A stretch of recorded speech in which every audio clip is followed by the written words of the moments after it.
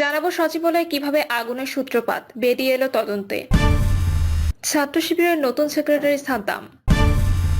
৭২-এর সংবিধান বাতিলের কোনো প্রয়োজন নেই বলছেন নূর। দড়ি লাগলে দড়ি নে, খুনি হাসিনার ফাঁসিতে। বৈষম্য বিরোধী শিক্ষার্থীদের ওপর হামলা, মোল্লাহাটে থমথমে অবস্থা, অতিরিক্ত পুলিশ সেনাবাহিনী মোতায়েন।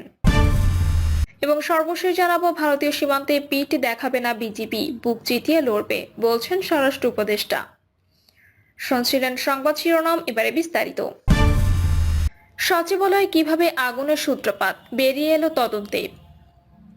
সচিবালয়ে অগ্নিকাণ্ডের ঘটনায় কোনো ধরনের নাশকতার প্রমাণ মেলেনি। বৈদ্যুতিক লুজ কানেকশনের কারণে অগ্নিকাণ্ডের সূত্রপাত হয়েছে।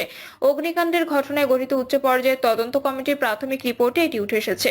সন্ধ্যায় রাষ্ট্রীয় অতিথি ভবন যমুনার সামনে অনুষ্ঠিত এক প্রেস ব্রিফিং এ তদন্ত কমিটির অন্যতম সদস্য বুয়েটের অধ্যাপক ডক্টর মাকসুদ হেলালি এ তথ্য জানান। তিনি বলেন, প্রধান উপদেষ্টার কাছে প্রাথমিক তদন্ত প্রতিবেদন দাখিল করা হয়েছে।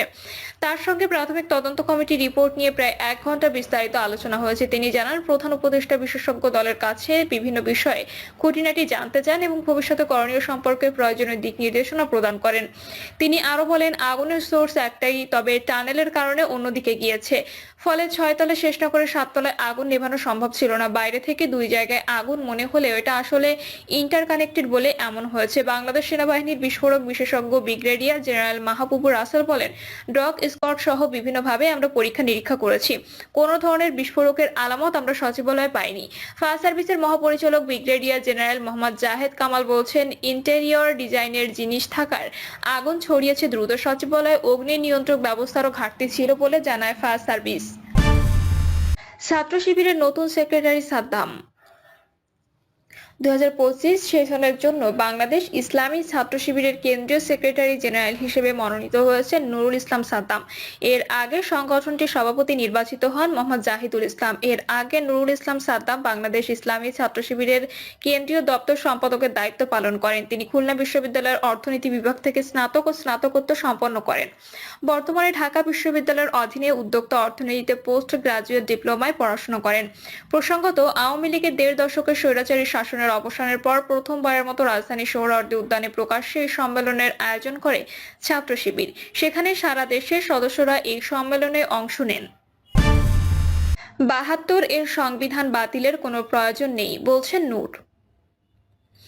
গণ অধিকার পরিষদের সভাপতি ও ডাকসুর সাবেক ভিপি নুরুল হক নূর বলেছেন, ৭২-এর সংবিধান বাতিলের কোনো প্রয়োজন নেই, তবে সংশোধন করা যেতে পারে।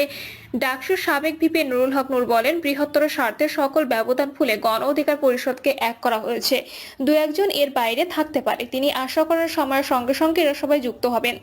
৭২-এর সংবিধান বাতিলের কোনো প্রয়োজন নেই উল্লেখ করে নূর বলেন, বিভিন্ন সময় সংবিধান 17 বার সংশোধন করা হয়েছে। এটা বাতিলের প্রয়োজন নেই, বরং সবার সাথে আলোচনা করে সংশোধন করা যায়। এ সময় ৭১-এর মুক্তিযুদ্ধ নিয়ে তিনি বলেন, জাতি একবারই স্বাধীন হয়।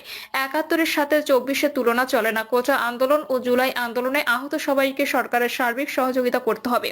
তিনি আরো বলেন, গণহত্যার বিচারে শেখ হাসিনা সহ অভিযুক্তদের সর্বোচ্চ শাস্তি দিতে হবে। তাদের বিচার নিশ্চিত না হলে আগামীতে আরো গণহত্যা ঘটবে। ফ্যাসিস্ট সরকারের আবির্ভাব হবে। শুধু নির্বাচন হলে সমস্যার সমাধান হবে না, তার আগে হাসিনার বিচার ও সংস্কার হতে হবে। দড়ি লাগলে দড়ি নে, খুনি হাসিনার ফাঁসিতে। বৈষম্য বিরোধী ছাত্র আন্দোলনের আহ্বানে মার্চ ফর ইউনিটিকে কেন্দ্র করে মিছিল স্লোগানে উত্তাল হয়েছে রাজধানীর কেন্দ্রীয় শহীদ মিনার। বিকাল 3টার দিকে শহীদ মিনার এলাকায় স্লোগান ওঠে, শেখ হাসিনার ফাঁসি চাই। এ সময় নেতাকর্মীরা স্লোগানে শেখ হাসিনা ও জুলাই আগস্ট গণহত্যা জড়িতদের ফাঁসির দাবি জানান। এর আগে সমাবেশকে কেন্দ্র করে সকাল থেকে মিছিল নিয়ে শহীদ মিনারে জড়ো হতে থাকেন নেতাকর্মীরা। এ সময় ফাঁসি চাই, খুনি হাসিনার ফাঁসি চাই, আমার ভাই কবরে, খুনি কেন বাহিরে, দিল্লি না ঢাকা, ঢাকা ঢাকা, আবু সাহিদ মুগ্ধ, শেখ হয়নি যুদ্ধ, ভারতীয় আগ্রাসন নিপাত যাক, গোলামি না আজাদি, আজাদি আজাদি, জালো রে জালো, আগুন জালো, ভারতীয় আগ্রাসন রুখে দাও জনগণ, দালালি না রাজপথ, রাজপথ রাজপথ প্রভৃতি স্লোগান দিতে শোনা যায় বিক্ষোভকারীদের। বক্তারা বলেন, শহীদদের রক্তের দাগ এখনো শুকায়নি। এর মধ্যে স্বৈরাচারকে পুনর্বাসনের চেষ্টা করে যাচ্ছেন কেউ কেউ। যখনই আমরা চিরতরে দেশ থেকে ফ্যাসিবাদ মুক্ত করতে চাই, তখনই সুশীল বেশে কিছু ব্যক্তি ও দল বিরোধিতায় নেমে যায়। আমরা প্রয়োজন তাদেরও প্রতিহত করব। দেশের বিভিন্ন স্থান থেকে আসা নেতাকর্মীদের শহীদ মিনারের আশপাশে অবস্থান নিতে দেখা গেছে। সামনের দিকে চেয়ার বিছিয়ে শহীদ মিনার সামনে অনেক বিপ্লবীদের অবস্থান করতে দেখা যায়। অনেকের মাথায় দেশের পতাকা বাঁধা রয়েছে। এছাড়াও চট্টগ্রাম, নাটোর, পঞ্চগড়, সিরাজগঞ্জ সহ বিভিন্ন জেলা থেকে আসা ছাত্র জনতাও সকাল থেকে শহীদ মিনার ও ঢাকা বিশ্ববিদ্যালয় এলাকায় অবস্থান নেন এবং পর্যায়ক্রমে তারা মিছিল নিয়ে শহীদ মিনারে আসতে থাকেন।